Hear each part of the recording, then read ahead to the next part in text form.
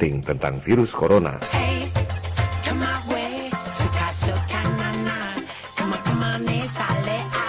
Episode 18 lalu, belum genap 7 hari tayang, memperoleh 1,5 juta viewers lebih, 96,2% likes. Tampaknya terlalu menyolok. Elit global mulai gerah dibongkar perilakunya. Maka, episode 18 di-ban oleh YouTube yang dimiliki oleh elit global.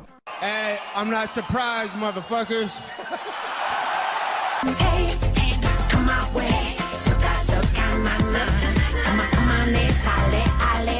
Webe suka mama. Pada episode ini, kita bongkar sebuah dokumen kredibel yang sangat mengejutkan. Skenario lockdown akibat penyebaran virus flu sudah dibuat oleh Rockefeller Foundation 10 tahun lalu, tahun 2010. Ini adalah bukti otentik, dokumen resmi yang bahkan ada di Universitas PBB. Apa yang terjadi saat ini? Panik global, orang-orang pasang masker, cek temperatur sebelum masuk gedung, toko-toko tutup, lockdown, ekonomi runtuh, adalah persis seperti skenario yang dibuat 10 tahun lalu oleh Rockefeller Foundation yang merupakan salah satu pentolan elit global.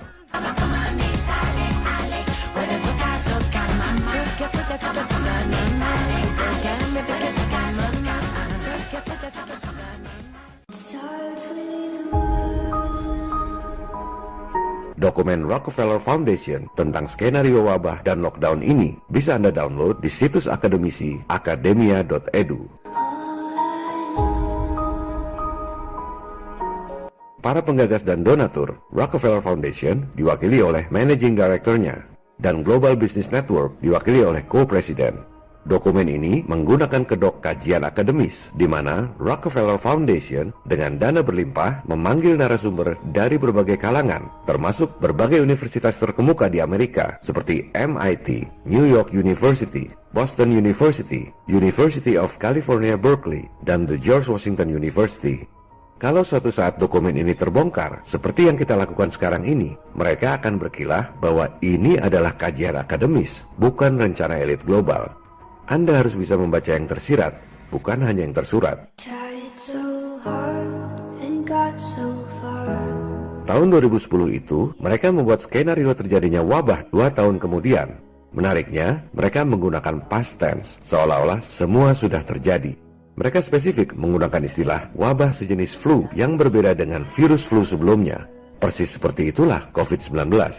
Wabah mengakibatkan lumpuhnya perekonomian, industri pada mati, rantai suplai dunia hancur, toko-toko dan kantor-kantor pada tutup, para karyawan jadi pengangguran. Hebatnya, mereka sudah menskenariokan bahwa Cina adalah negara pertama yang melakukan lockdown akibat virus, persis seperti yang terjadi di Wuhan 10 tahun kemudian.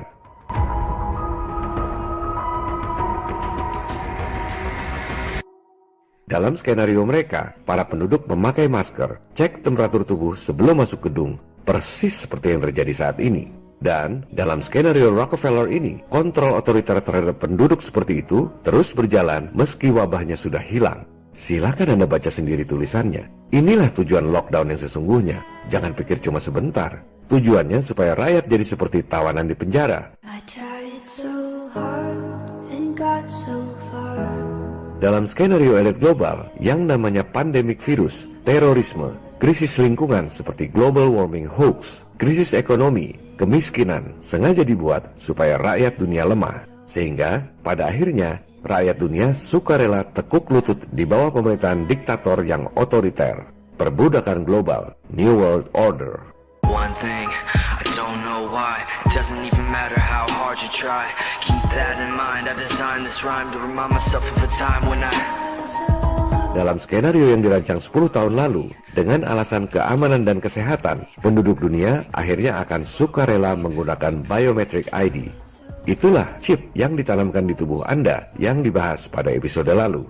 Dalam skenario mereka, Anda akan minta ditanam chip secara sukarela karena takut masalah keamanan, takut masalah kesehatan, dan sekaligus nantinya sebagai alat pembayaran satu-satunya pengganti uang, mata uang tunggal dunia di bawah New World Order.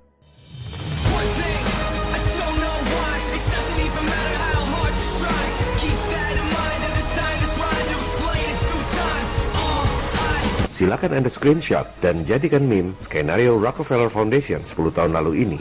Poin nomor 1-5 adalah persis seperti yang terjadi saat ini. Sedangkan poin 6, 7, dan 8 saat ini belum terjadi. Adalah kewajiban kita, people power, untuk melawan agar hal itu tidak terjadi.